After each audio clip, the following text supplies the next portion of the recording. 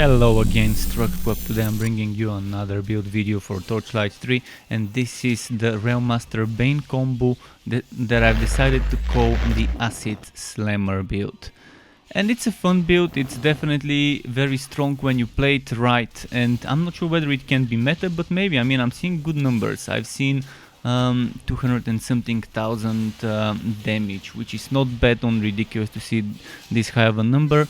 And when you rotate things, and this is all about rotation, all about using the right skills in the right moment. You've got things like Miasma that can boost the damage with everything else. You can combine the Egg of Mayhem with Venomous Maw to get some decent burst damage if you have high energy. And you've got Slammer skills, you've got the must-haves, which is Blasting Charge, at least with tier 1, then there's Lantern Flash tier 2, you can use it only as a passive if you want, but there's room on the SWAT right now. And let's quickly show you what happens when you rotate things the right way, when you have the energy and when you want to burst a boss. This is an example. I mean, maybe it could be better, of course my gear could have been better and my skills could have been better. But this is what happens when you have energy. And the next one should be what happens if you don't have energy when you start the boss fight. You don't have that burst potential from Venomous Maw plus the Egg of Mayhem. So yeah, energy and going into a boss fight with full energy would really speed things up. And of course it's always about rotating skills the right way. When you're not rotating skills the right way, something like this might happen. It would take longer. Instead of 10-12 seconds, it could take like 30 something seconds to kill a boss. So to those of you who care about such things, that probably is useful information. So I will show some skill setups, but keep in mind in the skill segment I didn't have enough Respectacles, so I've got 5 skill points into Puppet Master, which shouldn't be there, and then I've also got 10 points into Arachnid Assault, and I actually wanted to have only 6 points into Arachnid Assault. But yeah, the build is fun and I really love it, and I hope you would love it as well. And eventually soon I would make a basic attack version when I have Respectacles. And here we are at the skills segment, where I would talk about the skill points allocation, how many points I put into which skill and why, and what passive bonuses I use from certain skills and relic skills. I'm gonna start with the Slammer tree, as this is the Acid Slammer build, so Slammer is the main part, the main ingredient, and then I will move through to the other skill trees. So first of all, we want Spike Drive and Pound maxed all. Of course, you would max out Spike Drive a little bit later in the game, so you might try and focus on Pound early in the game, but I suggest early in the game getting Blasting Charge and eventually getting it to tier 1 and eventually getting it to tier 2, but you want Blasting Charge with at least 1 point. I normally get that at my level 2. Eventually then get at level 5 Hammer Spin with 3 levels into it, if you save your points between level 3 and 5. And then eventually you would start moving towards Lantern Flash, but most likely you would not spend points into Conductor until much later on. Those are quality of life utility things, so those are probably the last things you would want to invest your points into. So eventually you want Lantern Flash tier 2. Lantern Flash tier 2 is amazing. It gives you 65% damage versus stun, blinded and sword targets. And this can swow, this can stun, this can blind. And if you have items that swow like that, unfortunately right now those items don't work on bosses. Bosses cannot be swowed by chance to swow affixes. I'm not sure whether this is a bug or not, until a developer confirms whether this is a bug or intended behavior. But it's gonna be super. It's not gonna be fair if only skills can swow bosses. Then what's the point of those affixes if they're only good for trash mobs, where that little bit of extra damage is not that needed? But in any case, yeah, eventually you would unlock Spike Drive and start putting points into Spike Drive, and the ideal setup would be as you see, tier 3, tier 3, tier 3 on those skills, tier 1 or tier 2 here, and tier 2 here. Then eventually you would start putting points into Miasma. Even if it's at 1 point, it's very good, because Miasma would make the damage of anything else increase by 25%. So even if you just use it at the start of the combo, when you have a lot of energy, it would boost the damage of Venomous Maw. And ignore the 5 points in Puppet Master. The 5 points in Puppet Master need to be here into Venomous Maw. This would make Venomous Maw level 9, and then I would probably take 1 point from Spread of Death and put it into Venomous Maw to make Venomous Maw level 10. So the final setup would be 0 points here, 10 points here, and maybe 4 points here. Alternatively, if you want Spread of Death maxed out and this maxed out, you could take 4 points from Arachnid Assault. Taking 4 points from Arachnid Assault would be my ideal setup. I just don't have the Respectacles. Even though I respect all the points I had into Conductor, except few, I still don't have enough Respectacles to finish this build. But I would take the 4 points from Arachnid Assault, keep the tier 2 bonus and the tier 1 bonus, so I can have the Queen that can swole for that extra synergy. And then I would put one of those points into this one to make it level 5, while this is 10. And then I would have Energizer level 4 for extra 20% relic energy charge rate. This would be a great synergy for Egg of Mayhem builds like this one. This in its core, when it's finished, would be a nice Egg of Mayhem build. So yeah, let's go through the skill points again. You want 8, 8, 8, 4, 4, then you want 6, 6, 10, 5, 4. And then you can have this 4 for 10% cooldown to Railmaster skills, which would be Busting Charge, Lantern Flash, Hammer Spin and Pound. All of those are considered Railmaster skills and benefit from this cooldown. And then this Flamethrower card gives you extra 10% relic energy charge rate. So look at it this way. These 4 points into Flamethrower card are not worth as much as 4 points into Energizer. So if you want a level 10 Arachnid Assault, then don't move the points from Arachnid Assault, move the points from Flamethrower car. But I think the best way would be to stack 4 points into Energizer with 4 points into Flamethrower car, so you would have 20 plus 10, 30% relic energy charge rate. I mean, eventually I would make a basic attack version when I get a good rail hammer or a good staff to test, but for now I'm going this way. So yeah, hopefully this was clear. And yeah, the main thing that would cause confusion would be 6 points here, 6 points here, 10 points here, 0 points into Puppet Master, 5 points Spread of Death and 4 points Energizer. Let's talk about the Legendarium now. In the Legendarium, mind you, the Cosmic Helmet shouldn't be here. Right now I don't have a level 60 Cosmic Helmet and I'm using this one, but ideally I would have my Cosmic Helmet there. And then I would use, instead of the Cosmic Helmet, something like a Berserk Crusher or a Blast Breaker. I think a Berserk Crusher is the best choice. Some people might like Battery Ram. I'm not that big of a fan of Battery Ram. I would much rather have Berserk Crusher for more charges for Spike Drive and Pound. I think the damage from having extra charge on Spike Drive and Pound is more useful than Battery Ram. So that's how I would do it. Alternatively, you can use, as I said, Battery Ram, Blast Breaker, Centrifugal Demolisher. They're all good. Even Cosmic Boots, if you're not wearing them, might be an okay replacement, temporary, until you get something else. But then you want Egg of Mayhem, you definitely want Egg of Mayhem, and you definitely want the Cosmic Breastplate in here. Of course, I mentioned what things you can put. Other things that you can put would be, for example, the Skittering Shoulders or the Arc-Powered Shoulders, or some of the new items that are coming with, I think, today's patch. Today we're supposed to be getting a patch. So the Arc-Powered Shoulders will be changing in such a way that you would have to put the...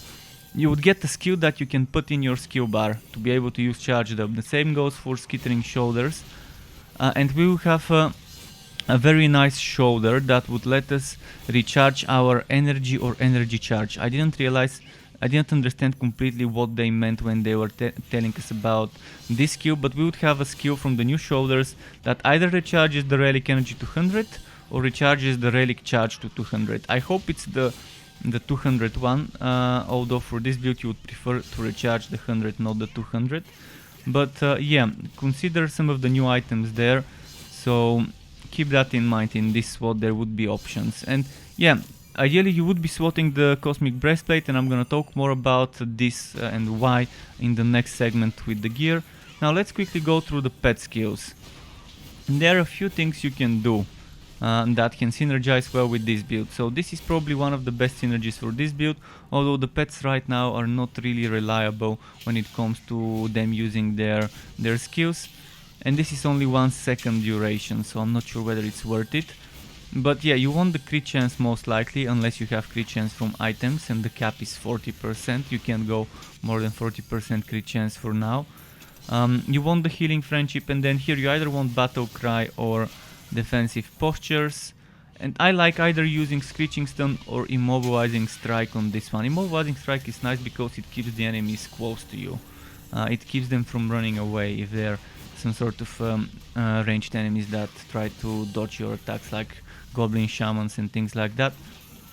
So this is a good synergy because stunned enemies take more damage, but it's only for a second and it's every 30 seconds, whereas this one can proc with a 25% chance, so it's probably better. So that's it for the skill segment. Next I will talk about the gear and the stats and affixes that I would suggest wearing on your gear. Here we are at the gear segment, and as I said, I will be discussing what items you would ideally want and with what stats. So I decided not to make this a basic attack build, but if you do decide to make it a basic attack build, you're gonna need either a staff or a rail hammer. A good staff would be something like this, but instead of torque swing you would have more flat damage or crit chance over there in the middle, or maybe something like, yeah, maybe skill points to a skill you're using won't be bad. Sacrificing some damage, but for the sake of extra skill points, probably could be something some of you might consider. Another thing that you could consider is damage to spike drive, or damage to pound, or damage to slammer skills, if it even exists anymore, the damage to slammer skills. And something with a socket just like this one. So a staff or a rail hammer would be for the basic attack version, which I'm not making now. Eventually, when I have some time and gear, I can try and make a new build with this combo. So let's talk about my current weapon. Look at that, flat damage at the top, 2 times flat damage in the middle, flat damage at the bottom. This is a very good road one-handed weapon, and you can find one with slightly better stats, around 9000 damage, but this is pretty close to top rows, pretty close. I mean, yeah, it's not 9000 damage, but 8.4k is close enough. I've got another one with 8.5k in the storage on my sharpshooter. And you would want a shield or a focus item that gives you chance to swow. So if you don't want as much defenses, you can go for something like this, but instead of bonus damage to basic attack, it could give you chance to swow. And you get that extra flat damage, and you get a little bit of endurance again, and it's not bad, it's not bad. In fact, you might even try and wear the Egg of Mayhem to open up a slot in the Legendarium. So if you have an Egg of Mayhem that gives you chance to swow, and maybe relic energy cost reduction or relic energy recharge rate, things like that, that would be very good. And I'm gonna mention all those things in my website as well. So even if I missed some information now, you might want to check my website for all the text version details, where I maybe include more info. So Egg of Mayhem is a very good suggestion for your SWAT here to open up a Legendarium SWAT as well. So ideally you would be wearing the helmet and probably the gauntlets, shoulders or boots, one of those 3 things. So if you want to max out the damage, wear the helmet, the gauntlets and the shoulders, and then wear blue boots with crit damage and percent elemental damage. And that percent elemental damage should match your highest attack. In my case it's electric. Electric is my highest attack because this gives me 5000. And if I were lucky enough, I would get electric instead of ice or physical, and then instead of the fire I would put some more electric, which now is allowed. For a while we couldn't get the same socket on a one-handed weapon as the sockets in the middle. So if you had ice in the middle, you couldn't get ice on a one-handed weapon, but now it should be possible. And then percent electric damage if that ice or physical was electric and the fire was electric, and considering then this one gives me electric FWAT, and if this one was leg armor with FWAT electric, such as this one but with electric, it would have been pretty worth it to get boots with crit damage and electric. Legendary boots, legendary legs and legendary chest cannot roll FWAT damage or percent elemental damage. Boots can only roll percent. They cannot roll FWAT. So with boots you can get crit damage and percent elemental. Poison duration is, by the way, very good for this build. Then cosmic pants, or not cosmic pants, blue and green pants can roll with crit chance and FWAT damage and percent damage. So on blue pants, ideally you would looking either for FWAT damage matching your highest attack and crit chance, or with the FWAT damage matching the highest attack and percent damage. I think the crit chance is more worth it than the percent damage if you need it. And again, poison duration, pretty good synergy here. I've got between those two items extra 3 seconds poison duration. So that's something else to consider. Then over here on the chest you cannot get crit chance, but you can get crit damage, and you can get FWAT damage, and you can get percent elemental damage. Whether percent elemental is more worth it than percent crit damage, I think it isn't, unless you're stacking 3 pieces with that percent and you have the same FWAT here and multiple times here. So I would go for the FWAT damage and crit damage if I could min-max my rolls.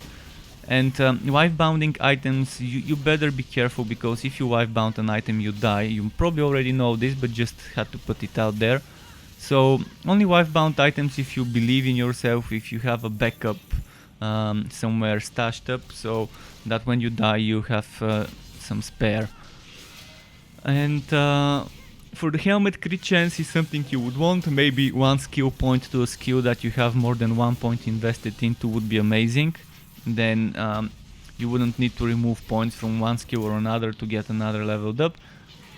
But you would want defenses. In general, I avoid HP, I avoid gold work, I avoid HP regen. So I'm trying to stack as much defenses as I can, especially knowing that this build allows for taking poison nova instead of the basic attack. If you can spare that 1 point, if you get a helmet with some extra 1 point into something. So that's something to consider. So I try to stack as much defenses as possible, and I try to get my items to give me a regular physical defense at the top, because physical defense is added to every single elemental. So this 35,000 physical is actually part of the 52, part of the 85 and part of the 48,000. And after 60% it's very hard to get those percentages up.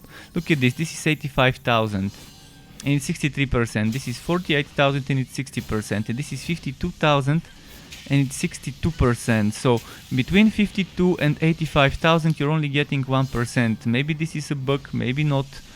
Maybe these 5% are included somewhere there. But in any case, if I do this, you can see this goes down to 54. Because this goes down to 32. And you can see this is 55, but it's 5.4. And this is 51%, but it's 44,000. So it's pretty weird how this is 3%, that 1,300. Maybe there's something going wrong with some of the calculations with the defenses. But defense is still something I prefer. If you stack block chance and evasion, that's 40% block chance and 40% evasion cap. You can only get hit 36% of the time. So it's not bad to go on about it, but I think with such a build, priority should be on the defense, and then evasion and block chance could come second. So yeah, I think we've talked enough about the player gear. I've probably missed some things again on my website. There's going to be more info about certain affixes. You definitely might want things like damage with spike drive. That's also very good, and it's gonna give you better damage to spike drive than, for example, getting FWAT damage, especially if you stack 2 of those and they're like 20 something. So at level 60 you can get I think something like this, 26, 25, 27% damage to a certain skill, I would go for Pound and Spike Drive. If you want damage to certain skills, get Pound and Spike Drive damage. Don't get Hammer Spin, don't get Busting Charge, etc. Get that Pound and Spike Drive damage. For the pet, Drought Neckband with pet attack speed and faster cooldown for pet active skills is probably your best thing. This is my ideal, this is my holy grail of pet covers. A Drought Neckband that recovers HP for me and my pet while my pet attacks. 3% on each pet hit. And stacking pet attack speed means it's gonna be proccing this more often, and stacking faster cooldown for the pet, it means it's gonna be using its active skills such as healing, friendship more often.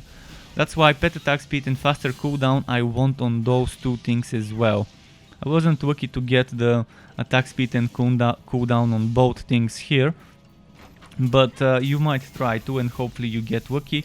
You can even get on a batch, you can go to the enchanting altar and test your luck with this recipe. Where was it? This recipe. This recipe can give you faster cooldown for pet's active skills. So if you keep this enchanting and enchanting, eventually you might get it. This recipe also can give it to you. So this one has 1, 2, 3, 4, 5 options. This one has 1, 2, 3, 4 options. So maybe Critical Striker is the better option to keep rerolling if you want pet cooldown. But yeah, keep that in mind. Keep that in mind. So let's talk about ideal pet items that you would want. Not in the Legendarium, equipped. Equipped, apart from the Drought Neckband, you might want, as I had, the Token of Rapid Bartering for farming. And Token of Invigoration is amazing too. I would ideally have Token of Invigoration and Rapid Bartering, or Token of Invigoration, and if I'm not focusing on the farming, something like the Clockwork Token or Inferno Token. Anything else, even the Phoenix Token. If you notice your pet dying a lot, the Phoenix Token is not bad as a choice.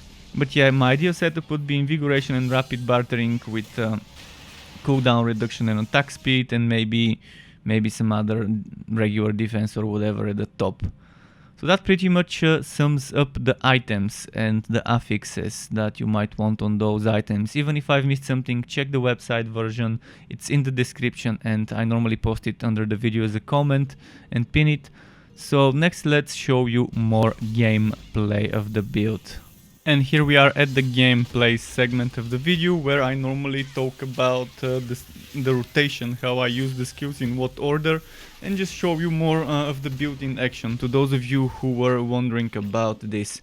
So first of all, I really love starting with Miasma when my energy is full. When my energy is not full, sometimes I would just lead in with Blasting Charge, sometimes I would lead in with Lantern Flash. Either of those is a good starter.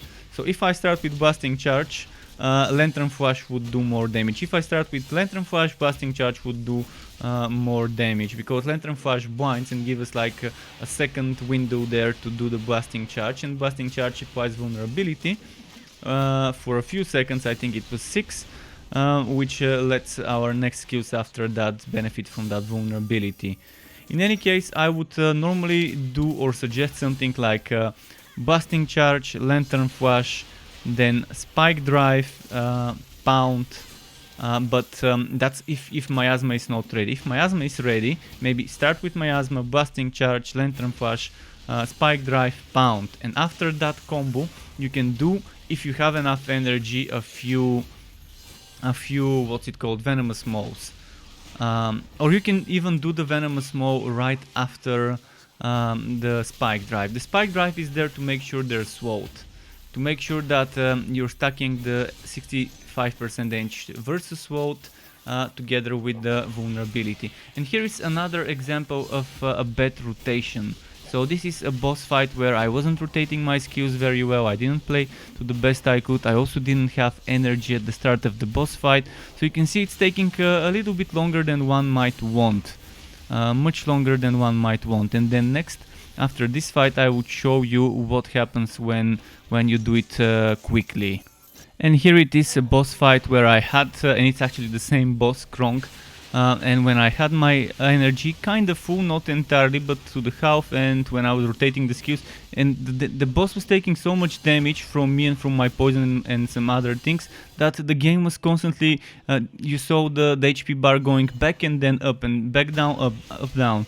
And this is another boss where I probably wasn't rotating things properly, but it was mostly a problem with the boss constantly going underground and me maybe using a skill while it's underground, but it wasn't that much about rotation with this boss. I guess it's just the mechanic of the boss being a little bit more annoying, but it's still not that slow. The damage is still good, and mind you, I've got pretty shitty gear.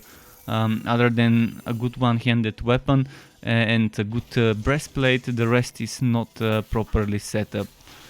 And yeah, let's talk again more about some rotations. If you start with Miasma, you can either start with Miasma, then boom boom boom, quick successive Venomous Maws if you have energy, or you can start with Miasma, then again Blasting Charge, Lantern Flash, Spike Drive, Pound, or after Spike Drive do the Venomous Maw.